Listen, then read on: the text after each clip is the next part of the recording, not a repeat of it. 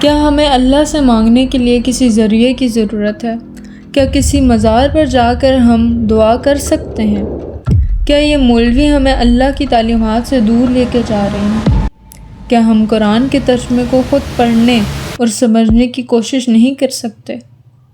تو آئیے آج ہم جانیں گے ان سب سوالوں کے جواب اپنی اس ویڈیو میں۔ سب سے پہلے ہم جانیں گے کہ شرک کہتے کسے ہیں۔ شرک توحید کی ضد ہے۔ شرک سے مراد اللہ کی ذات، صفات، عبادات میں کسی اور کو شریک سمجھنے اور برابر ٹھہرانے کے ہیں۔ کسی کو اللہ کے ساتھ شمار کرانا یا غیر اللہ کی تعظیم و عزت کرنا، جیسے اللہ کی تعظیم و تکریم کی جاتی ہے، یا غیر اللہ کی عبادت اس لیے کرنا کہ اللہ کا قرب حاصل ہوگا، یہ سب شرک کی تعریف میں آتا ہے، کیونکہ اللہ اپنی ذات، صفات، عبادات سب میں یکتا ہے۔ اور بعض لوگ ایسے ہیں جو غیر اللہ کو اللہ کا شریک بناتے اور ان سے اللہ کی سی محبت کرتے ہیں، لیکن جو ایمان والے ہیں وہ تو اللہ ہی کے سب سے زیادہ دوست دار ہیں۔ اور اے کاش ظالم لوگ جو بات عذاب کے وقت دیکھیں گے اب دیکھ لیتے کہ سب طرح کی طاقت اللہ ہی کو ہے، اور یہ کہ اللہ سخت عذاب کرنے والا ہے۔ اس دن کفر کے پیشوا اپنے پیروں سے بیزاری ظاہر کریں گے اور دونوں عذاب الہی دیکھ لیں گے اور ان کے آپس کے تعلقات منقطع ہو جائیں گے۔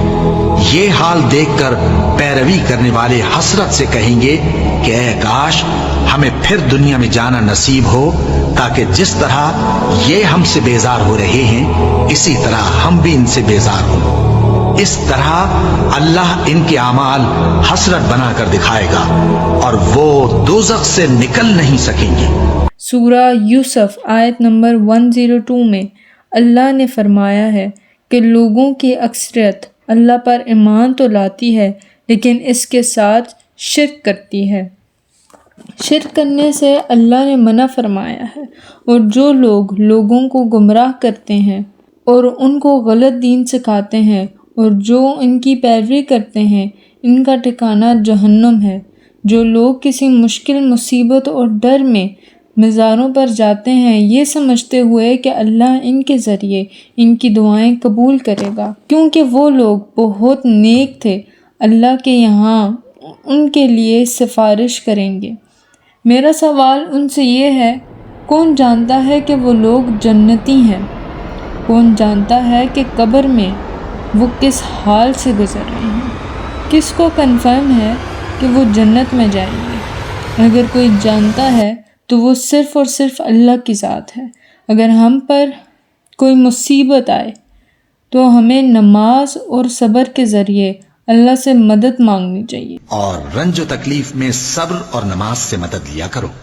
اور بے شک نماز گراں ہے، مگر ان لوگوں پر گراں نہیں جو عجز کرنے والے ہیں، جو یقین کیے ہوئے ہیں کہ وہ اپنے پروردگار سے ملنے والے ہیں اور اس کی طرف لوٹ کر جانے والے ہیں۔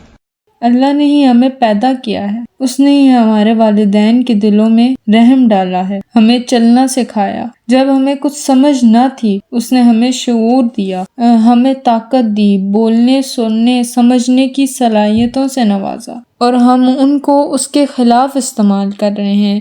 اس کا شکر ادا کرنے کے بجائے ہم اس کے ساتھ لوگوں کو شریک ٹھہرا۔ اور تم ان کو جو قبروں میں ہیں سنا نہیں سکتے، تو تم مردوں کو بات نہیں سنا سکتے، اور نہ بہروں کو جب وہ پیٹ پھیر کر لوٹ جائیں آواز سنا سکتے ہو۔ اور جن لوگوں کو تم اس کے سوا پکارتے ہو وہ کھجور کی گٹھلی کے چھلکے کے برابر بھی تو کسی چیز کے مالک نہیں۔ اگر تم ان جھوٹے معبودوں کو پکارو تو وہ تمہاری پکار نہ سنیں، اور اگر سن بھی لیں تو تمہاری بات کو قبول نہ کر سکیں، اور قیامت کے روز تمہارے شرک سے انکار کر دیں گے، اور ایک ہی باخبر کی طرح تم کو کوئی خبر نہیں دے گا۔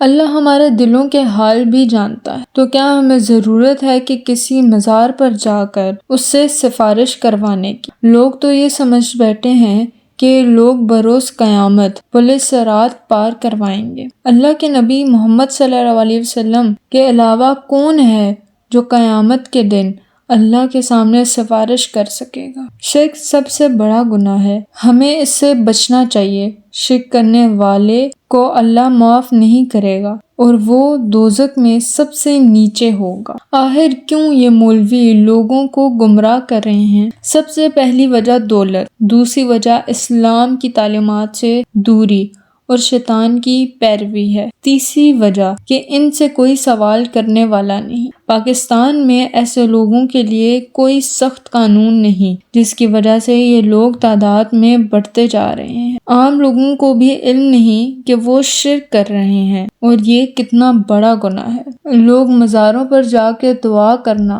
اپنے پیروں مریدوں کے آگے جا کر سر جھکانا اور یہ سمجھنا کہ وہ ہماری ساری مشکلات حل کر سکتے ہیں، اس کو شرک سمجھتے ہی نہیں، کیونکہ وہ لوگ ایسے لوگوں کی پیروی کر رہے ہیں جو انہیں اللہ کے دین سے دور لے کے جا رہے ہیں۔ وہ نئی نئی بدعات اسلام میں شامل کر رہے ہیں اور اسے اسلام کا، اللہ کے دین کا حصہ بتا رہے ہیں۔ لوگ بھی کوشش نہیں کرتے کہ وہ اللہ کے دین کو سمجھیں۔ آخرت میں جب اللہ ان کو جہنم میں ڈالے گا تو یہ کہیں گے، اللہ ہم کو ہمارے بڑوں نے آپ کی تعلیمات سے دور کیا تھا۔ جب اللہ ان سے سوال کرے گا تو وہ اس بات سے انکار کر دیں گے۔ یہ بات تو ایک کافر بھی سمجھ گیا ہے کہ شرک کرنا اسلام میں جائز نہیں۔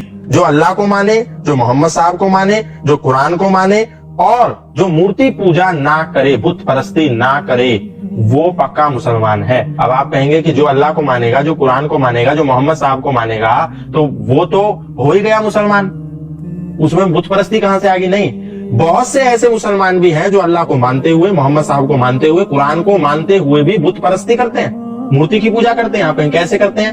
قبر کو پوجتے ہیں۔ اسلام میں قبر پوجا حرام ہے۔ اسلام میں کسی بھی ویکتی کو دفنا کر کے اس کی پکی قبر بنا کر کے اس پر چادر چڑھا کر کے اس کی عبادت کرنا حرام ہے۔ یہ قرآن کے حساب سے اللہ نے قرآن مجید ہماری ہدایت کے لیے نازل کیا ہے، ہمیں اس کو سمجھ کر پڑھنا چاہیے تاکہ ہم دنیا اور آخرت دونوں میں کامیابی حاصل کر سکیں۔ اللہ نے قرآن مجید نازل کیا تاکہ سارے لوگ اس سے ہدایت حاصل کر سکیں۔ آپ لوگ بتائیں اگلا ویڈیو کس پر دیکھنا چاہیں گے؟ اللہ حافظ۔ کاش میں نے اپنی اس زندگی کے لیے کچھ آگے بھیجا ہوتا، اے کاش مجھ کو میرا اعمال نامہ نہ دیا جاتا اور مجھے معلوم نہ ہوتا کہ میرا حساب کیا ہے، اے کاش موت میرا کام تمام کر چکی ہوتی، آج میرا مال میرے کچھ بھی کام نہ آیا، کاش میں بھی ان کے ساتھ ہوتا تو مقصد عظیم حاصل ہوتا، اے کاش ہم پھر دنیا میں لوٹا دیے جائیں، کاش میں اپنے پروردگار کے ساتھ کسی کو شریک نہ بناتا، اے کاش میں نے پیغمبر کے ساتھ رستہ اختیار کیا ہوتا، کاش میں نے فلاں شخص کو دوست نہ بنایا ہوتا، اے کاش ہم اللہ کی فرما برداری کرتے اور رسول صلی اللہ علیہ وآلہ وسلم کا حکم مانتے، اے کاش میں مٹی ہوتا۔